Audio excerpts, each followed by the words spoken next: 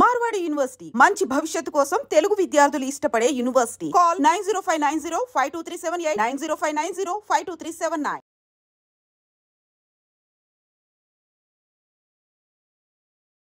సంగారెడ్డి జిల్లాలో ఒక దారుణమైనటువంటి సంఘటన జరిగింది.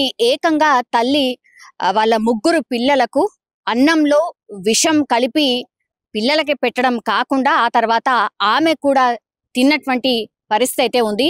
ఇది ఒక్కసారిగా అంటే కుటుంబంగా పూర్తిగా అంటే అన్నంలో విషం కలుపుకొని తల్లి ఆ తర్వాత పిల్లలకు పెట్టి పిల్లలైతే చనిపోయారు. బట్ ఇప్పుడు ఈ తల్లి ఎవరైతే ఉన్నారో ఆమెను హాస్పిటల్లో చేర్పించినటువంటి పరిస్థితి. ఒక్కసారిగా ముగ్గురు పిల్లలకు విషమిచ్చి చంపడం ఒకటి, ఆ తర్వాత ఆమె కూడా విషం తీసుకున్న తర్వాత కూడా రాత్రి పొద్దుపోయాక అంటే రాత్రి డిన్నర్లో నిన్న రాత్రి పిల్లలకు అన్నంలో విషం కలిపినట్టుగా ఆ తర్వాత ఆమె తిన్నది. కానీ అర్ధరాత్రి కడుపులో నొప్పి రావడంతో గట్టిగా అరిచిందట. సో ఆ తర్వాత హుటాహుటిన ఆమెని హాస్పిటల్ కి తీసుకెళ్లి జాయిన్ అయితే ప్రస్తుతం ఆమె పరిస్థితి నిలకడగా ఉన్నట్టు చెప్తున్నారు. అట్లాగే ట్రీట్మెంట్ అయితే నడుస్తోంది. కానీ ఈ ముగ్గురు పిల్లలైతే చనిపోయినటువంటి పరిస్థితి అయితే కనిపిస్తోంది. ఇది ఎక్కడ అంటే అమీన్పూర్ మున్సిపాలిటీ పరిధిలో జరిగింది. అండ్ రాఘవేంద్ర కాలనీలో నివసిస్తున్నటువంటి ఈ మహిళ ఎవరైతే ఉందో ఆమె పేరు వచ్చి రజిత. ఆమె చిన్నగా స్కూల్ దగ్గరలో ఉన్నటువంటి స్కూల్లో పని చేస్తుందట.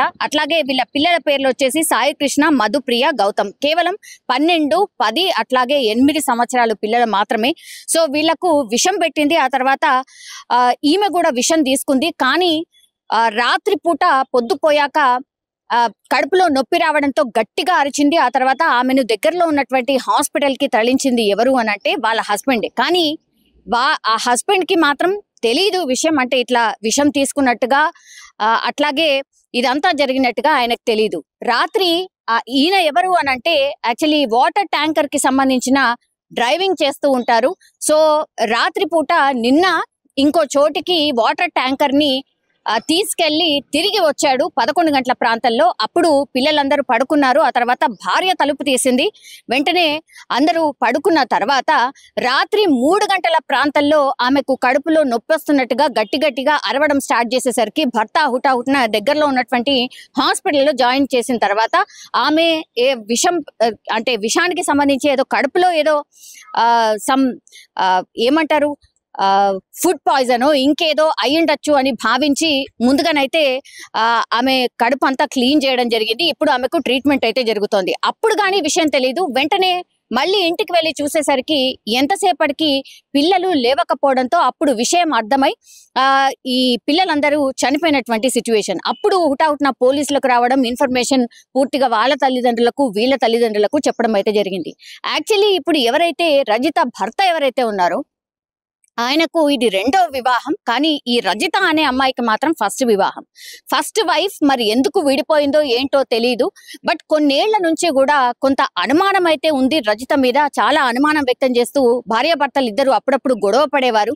అండ్ చాలా సందర్భాల్లో రజిత వాళ్ళ తల్లిదండ్రులకు చెప్పేదట, బాగా టార్చర్ చేస్తున్నాడు, నా వల్ల అవ్వట్లేదు, ఏదో ఒకటి నన్ను సతాయిస్తూ ఉన్నాడు, లేదంటే నా మీద అనుమానం వ్యక్తం చేస్తూ ఉన్నాడు, తిడుతూ ఉన్నాడు, అప్పుడప్పుడు కొడుతూ ఉన్నాడు కూడా, నా వల్ల అవ్వట్లేదు, నేను నా పిల్లలకు విషమిచ్చి నేను కూడా చనిపోతాను అన్నటువంటి మాట కొన్ని సందర్భాల్లో చెప్పడం జరిగింది. ఈ రోజు ఏకంగా ఆమె నిజంగానే చెప్పినట్టుగానే ఆ పని చేసింది. కాబట్టి రజిత వాళ్ళ తల్లిదండ్రులు ఒకటే చెప్తున్నారు, వాళ్ళ భర్త వల్లనే ఇప్పుడు మా అమ్మాయి చనిపోయింది, పాపం విషం ఇచ్చి వాళ్ళ పిల్లల్ని కూడా చంపేయడం జరిగింది. కేవలం భర్త ఇట్లా మూర్ఖంగా ప్రవర్తించడం, అట్లా దాని తర్వాత తిట్టడం, కొట్టడం ఇవన్నీ చేశాడు. మా అమ్మాయి మీద చాలా అనుమానం వ్యక్తం చేశాడు. మేము చాలా తప్పు పని చేశాం. యాక్చువల్లీ మేమేదో బానే ఉంటది కదా అని ఇచ్చాము, మా అల్లుడు బానే చూసుకుంటాడు కదా అని ఇచ్చాము. కానీ తీరా చూస్తే కొన్నేళ్ల తర్వాత నుంచి ఆయన టార్చర్ ఎక్కువైపోయింది. చాలా టైమ్స్ మా దగ్గరకు వచ్చి మా అమ్మాయి ఏడ్చింది, ఇట్లా చాలా టైమ్స్ అనింది. ఏకంగా అదే మాటను ఇప్పుడు నిజం చేసింది. సో మేమే ఒక రకంగా తప్పు చేశామని కన్నీరు మున్నీరుగా విలపిస్తున్నటువంటి పరిస్థితి. కొంచెం ఏజ్ పర్సన్స్ లాగా కనిపిస్తూ ఉన్నారు. ముగ్గురు పిల్లలు ఒకేసారి ఒకే ఇంట్లో చనిపోవడం, అట్లాగే తల్లే ఏకంగా వాళ్ళకి విషం పెట్టి చంపేయడం ఇప్పుడు కలకలం అయితే క్రియేట్ అవుతోంది. ఒకటి, ఇప్పుడు భర్తనైతే అదుపులోకి తీసుకోవడం జరిగింది అండ్ క్వశ్చన్ అయితే చేస్తున్న సిచ్యువేషన్ అయితే కనిపిస్తోంది.